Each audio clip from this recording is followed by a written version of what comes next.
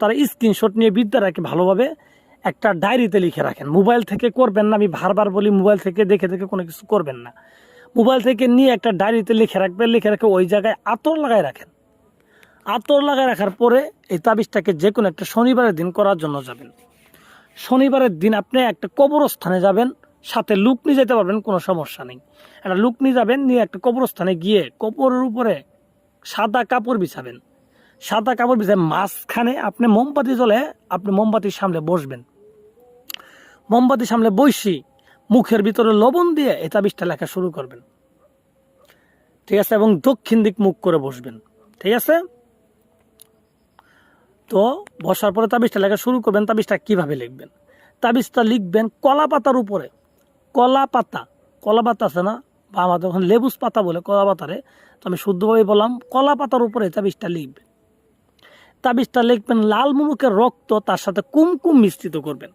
আর যদি পারেন আপনার নিজের হাতের একটু রক্ত দিবেন, ঠিক আছে?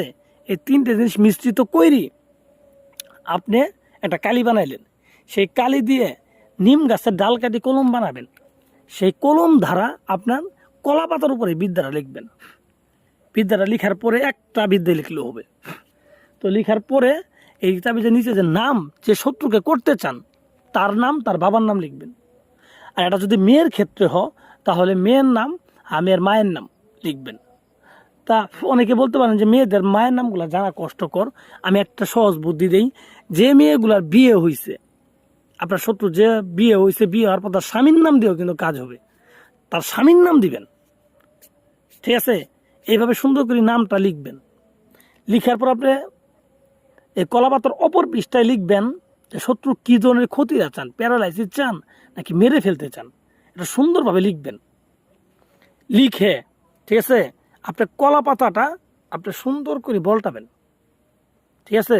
বলটানোর পরে এই কলা পাতাটা লাল সুতা দিয়ে পেঁচাবেন। লাল সুতা দিয়ে পেঁচাবেন। পেঁচানোর পরে আপনার শরীরের সমস্ত কাপড় খুলে ফেলবেন, একেবারে ন্যাংটা হয়ে যাবেন। শরীরের ভিতরে একটা সুতাও রাখবেন না, ঠিক আছে? চুলের মধ্যে যদি কোনো খোপা থাকে, বেনি করা থাকে, এটাও খুলে ফেলবেন।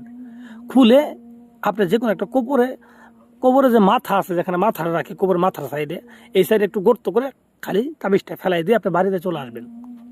আপনি বাড়িতে চলে আসার আগে সম্ভবত কাজ হয়ে যাবে। যদি সঠিকভাবে করতে পারেন, বাড়িতে চলে আসার আগে কাজ হয়ে যাবে।